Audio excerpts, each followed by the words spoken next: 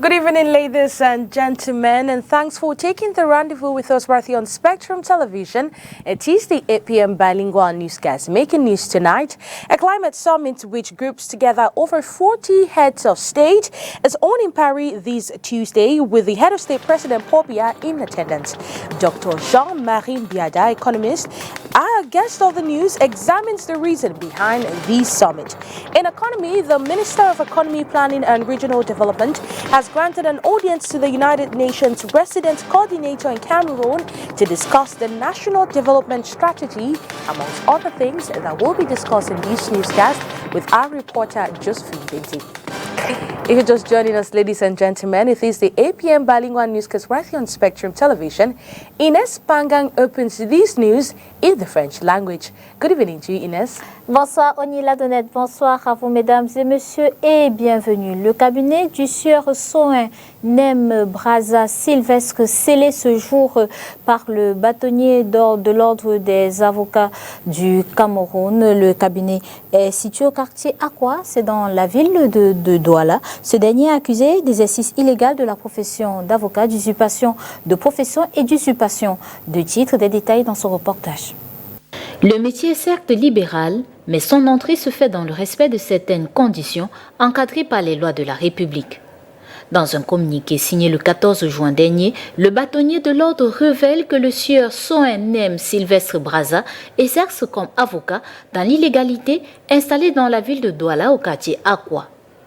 Après une plainte déposée le 7 juin dernier devant le procureur de la République de Douala, pour exercice illégal de la profession d'avocat, usurpation de fonction et usurpation de titre, l'office du sieur Soin Nem Sylvestre Braza est scellé ce 22 juin 2023. Ici à Douala pour un conseil de discipline, pour des visites de cabinet, c'est là où on tire notre attention qu'il y a cette fameuse, il y a cette monsieur Soin qui est bien installé en plein Aqua comme avocat.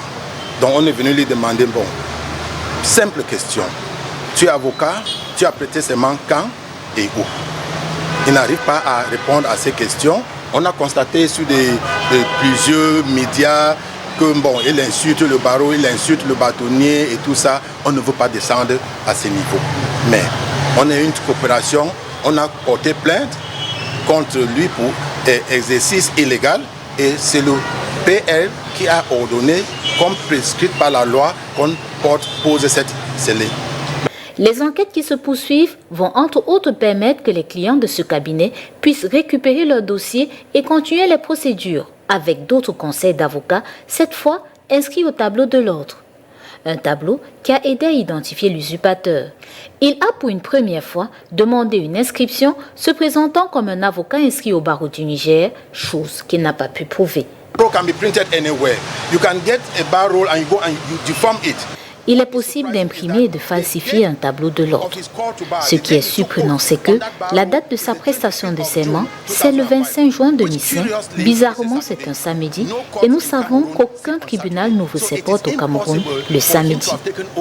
Ce même samedi, c'est le jour où son dossier est en seconde instance rejeté. L'acte posé ce jour à Douala rentre dans la campagne menée par le barreau. Un cas similaire a été récemment découvert en Fou, dans la région du centre. Well, let's talk another situation here in Douala. We talk overloading, or popularly known as bashment. Well, for people that do not live in Douala, this might seem strange, but for those in Douala, I'm sure you have one or two tales to talk about this. Well, bashment is a situation where a commercial bike rider tends to carry two unfamiliar passengers just so he can make up for one fare. Katrin Kone went down to the city of Douala to ask inhabitants and bike riders what exactly is the reason behind this situation and what are the consequences. She reports. If there is one practice that has become a norm among bike riders in the city of Douala, it's overloading. It is common to see 1, 2, 3 or more passengers on one bike. I have to bash it because the price that the people always pay is not enough for you to carry one man and take it to their destination. So you need to add another person so that I can make up the money for the length of distance, for the distance covered. time where it's strong, no money no day. Now we say customer pay small money, second customer pay small. For say they go leave them pay let go. Engulfing of passengers, they say, is based on the person's physique. Don't just carry people because we see people. You cannot just see anybody and you carry and want to carry. No, we try to look at customers before we bash them. That part of Bashiman say no even fine for Bashiman, two persons where they don't know themselves. While this passenger is comfortable with the growing phenomenon, this lady on her part says she pays double. I like to pay my complete fee from where mostly where I'm going to. Yes, as for now I'm going to Mache Congo Mbopi. I've paid my seat.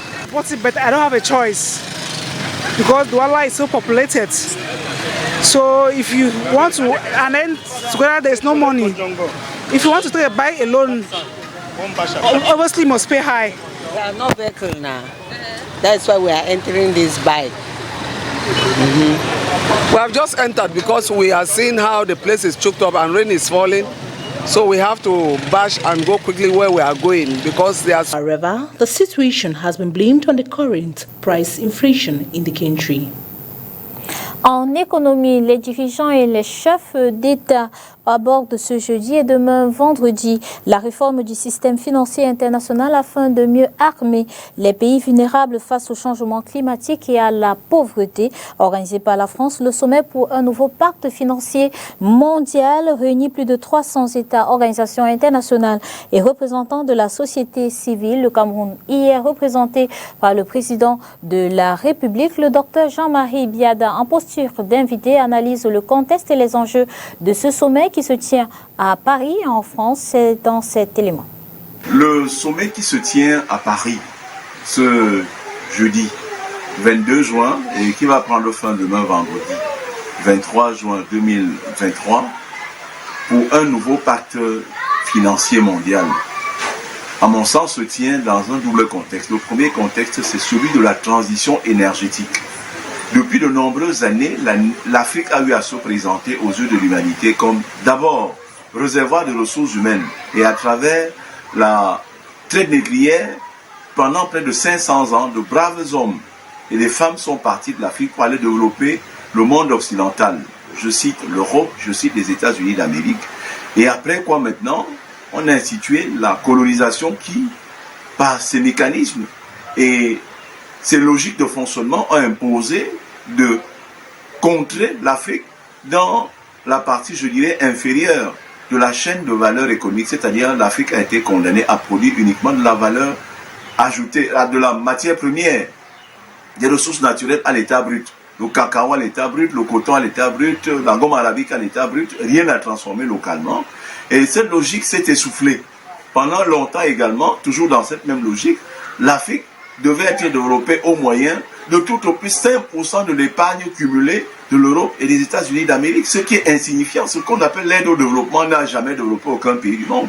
C'est le budget de cet État et les efforts que les uns et les autres, les braves, les forces vives fournissent au quotidien qui développent un pays. Ce n'est pas l'aide au développement, puisque l'aide au développement, c'est 0,01% du PIB cumulé de ces pays-là, les pays du G7 ou G8 par exemple. Donc, la logique montre donc que, à tout le monde, et à bout d'essoufflement, on ne peut plus continuer dans cette logique-là, c'est-à-dire constituer en Afrique un réservoir éternel de matières premières et faire en sorte que ces Africains soient cantonnés à la périphérie. On ne leur laisse pas le soin de gérer eux-mêmes leurs affaires, mais on les taxe d'être incompétents, d'être corrompus, d'être fainéants, de manquer de perspectives pour leur propre population. Le deuxième contexte dans lequel ce sommet de Paris se tient, à mon sens, c'est celui de l'émergence d'un nouveau bloc qui vient contester le monde monopolaire, le monde unipolaire que nous vivons depuis pratiquement 60, 70, 75 ans, à savoir les BRICS, Brésil, Russie, Inde, Chine, Afrique du Sud. Donc on ne peut plus prendre des décisions qui devraient présider à la conduite des affaires du monde en négligeant la présence des BRICS. Donc le sommet de Paris devrait donc voir dans quelle mesure intégrer également ces BRICS-là. Well, we'll continue with economy. The Minister of Economy, Planning and Regional Development, Alamin Usman May, has received in audience the United Nations Residence Coordinator, Matthias Zana Nab, today. And high on the agenda is the National Development Strategy. Josephine Pinti reports. United Nations Cooperation's framework, which is aligned with Cameroon's National Development Strategy, has birthed tremendous results for the past decades. In an audience granted by the Minister of Economy, Planning and Regional Development, the ball has been set rolling for strengthening relations with the UN. Today's meeting was basically to thank the Minister and through him thank the government and especially His Excellency the President, Paul Biya, for giving me the opportunity to serve in this beautiful country as resident coordinator and humanitarian coordinator. I couldn't have had it better. So this meeting, we had the opportunity to discuss, and I had the opportunity to express my deepest appreciation and gratitude to the government for the very excellent relationship that we enjoy as the United Nations with this government. Several proposals have been aligned with Cameroon's National Development Strategy, as it was necessary to strengthen the coordination of all 22 UN agencies based in Cameroon.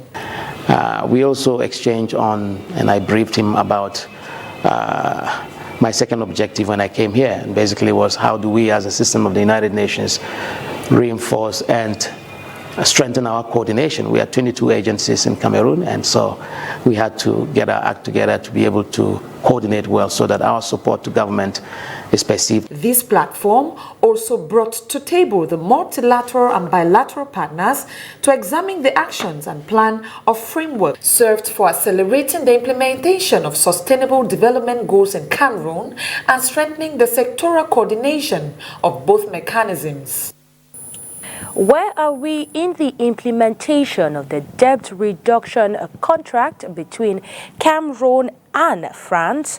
Well, Celestine Kecha-Cortez, Minister of Housing and Urban Development, takes stock of this situation with our reporter Olivier Bouzike, in an excerpt by reporter Olivier Bouzike. This C2D program aimed to grant a new facelift of the three cities in terms of urban mobility and also to boost local economic activities. With regard to the economic aspect, the strategy adopted by the program is to provide this city with commercial facility, which when properly managed will go a long way to improve the working environment of traders, increase local authorities' own revenues, and thus strengthen its capacity to deliver similar basic services. The project helped to avoid the uncontrolled settlement of traders.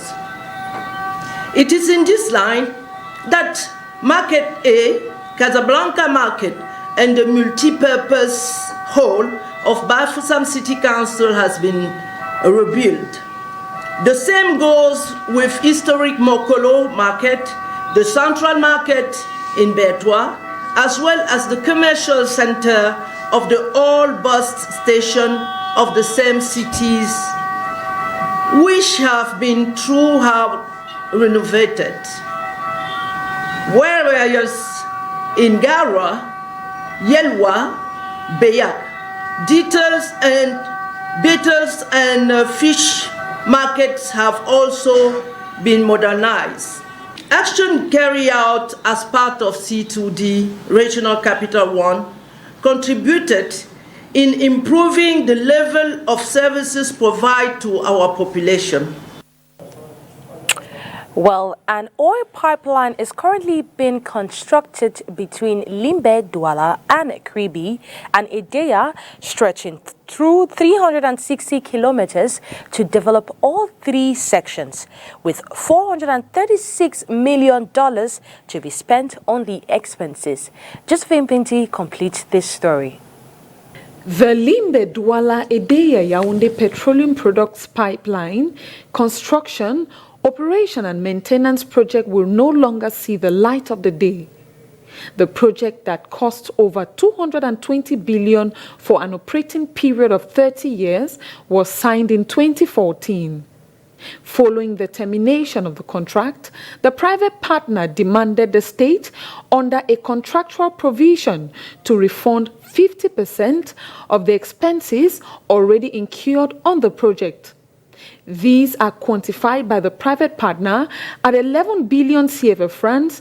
Consequently, a firm liability which weighs on the state in relation to this project is estimated at 5.5 billion CFA, detailed in the document of 2022.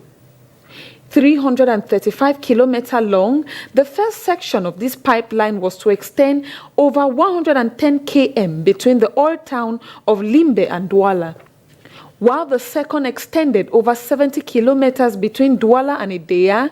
The third sector is at 175 kilometers long and will join Yaoundé from Edea with 30% of investment. The construction of this pipeline will put a 46% comparative advantage on the maritime freight between Limbe and Douala, 24% on the average transport by road and rail, to reduce the transport cost between Limbe and Douala and between Douala and Yaoundé by 28%. Actualité en bref dans ce journal. La Commission indépendante contre la corruption et la discrimination interpelle la presse de mesurer l'ampleur de ses responsabilités au regard des implications pour l'image internationale du Cameroun dans l'affaire MTN. La déclaration solennelle sur l'affaire MTN est signée par Chanda Tomé ce 22 juin 2023. Il rappelle que les Camerounais engagés dans le business doivent gérer proprement les affaires avec leurs différents partenaires étrangers, recourir à la justice avec des moyens et des voies honnêtes, transparentes et universelles. Nous parlons à présent culture. La fête de la musique joue les prolongations dans ce 20h. Intéressons-nous à présent à tous ces chanteurs camerounais qui nous ont malheureusement quittés. De Tchana Pierre à Manu Dibango, revivons en musique ces différents artistes que nous avons aimés. C'est avec Léla Rengonze.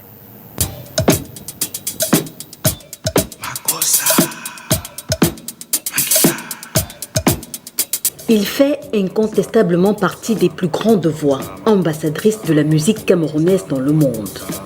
Au-delà de la voix, Manu Dibango, c'était surtout son saxophone. Papa Groove s'éteint le 24 mars 2020 en France. Il a 86 ans.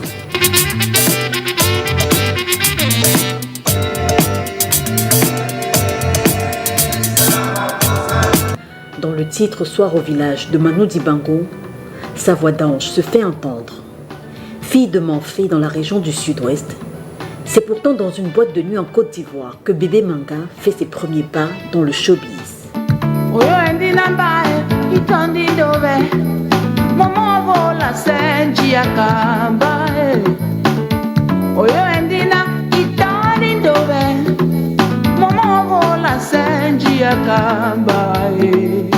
Bébé Manga décède le 1er juillet 2011, maintenant sans avoir collaboré avec d'autres grands noms de la musique camerounaise, tels que Tom Jones, le blanc de Dibombari, lui aussi décédé aujourd'hui.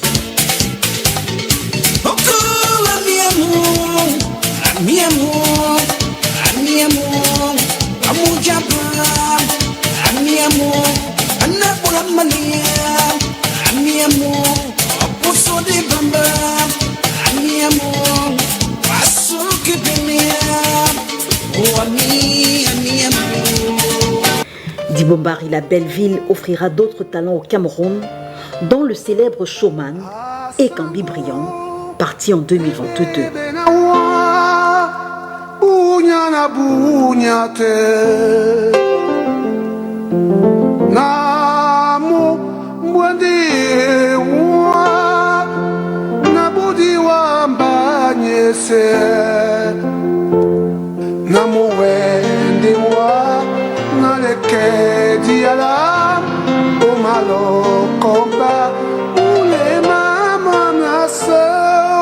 Lui n'aura pas la chance de vivre au-delà de ses 33 ans. brutalement arraché à la vie après une courte maladie. À l'annonce de son décès, le Cameroun est envahi par une véritable onde de choc. OGT Odorniamsi, très peu le connaissent sur son véritable nom. Mais quand on dit Kotobas, c'est une multitude de titres qui viennent à l'esprit.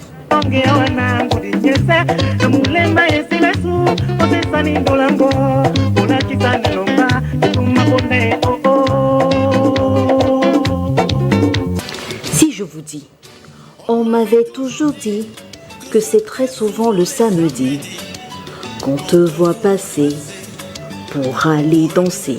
À qui pensez-vous? Tchana Pierre, né en 1945 à Bangoulap dans l'ouest du Cameroun, décède le 18 novembre 1998 en nous laissant tout de même de nombreux titres comme « Il n'est jamais trop tard ». Il n'est effectivement jamais trop tard pour un voyage dans le passé musical camerounais. Jamais trop tard, il n'est jamais trop tard. Mes amis vont en voiture, mes copains vont en voiture, moi je vais à pied. We'll now take you out of the country where we talk about baseball. Introduced in Nigeria by the U.S. Peace Corps in the 1960s, baseball is slowly becoming a sport of note.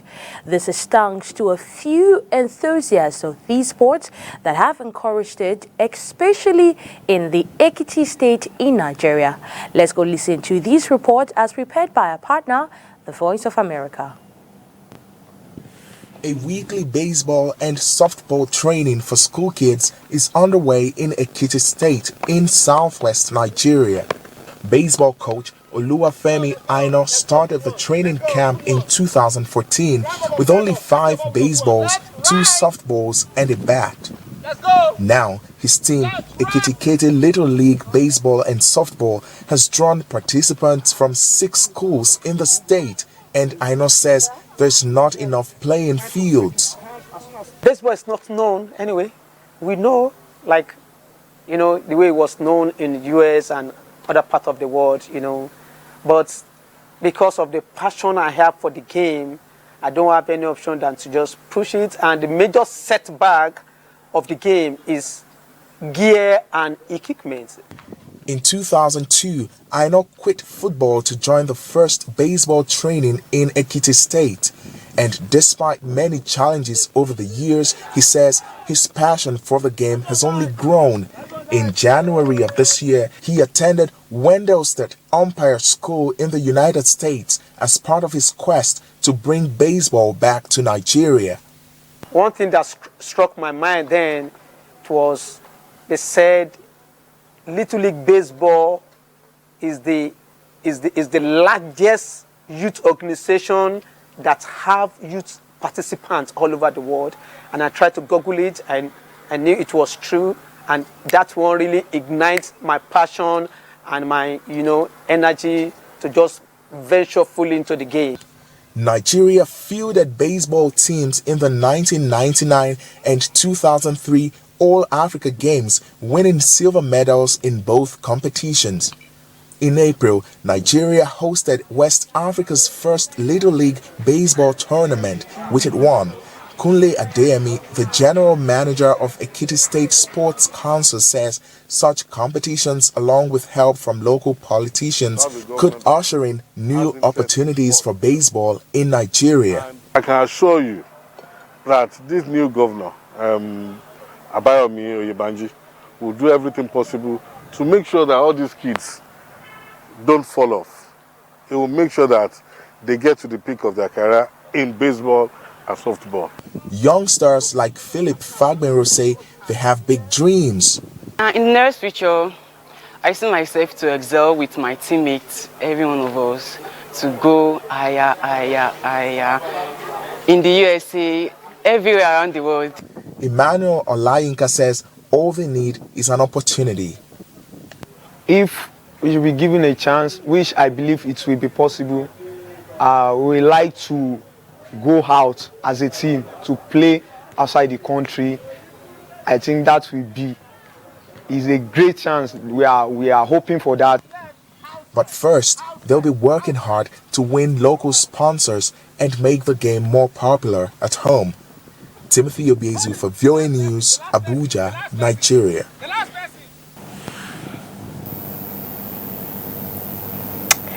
Now that report draws the curtains on tonight's edition of the 8 p.m. Bilingual newscast. Have a wonderful night in the company of our programs. See you tomorrow if God willing. Good night to you, Ines Panga. Bonsoir, Oni Ladonet. Bonsoir à vous, mesdames et messieurs. Merci d'avoir été des nôtres. Disons-nous à demain.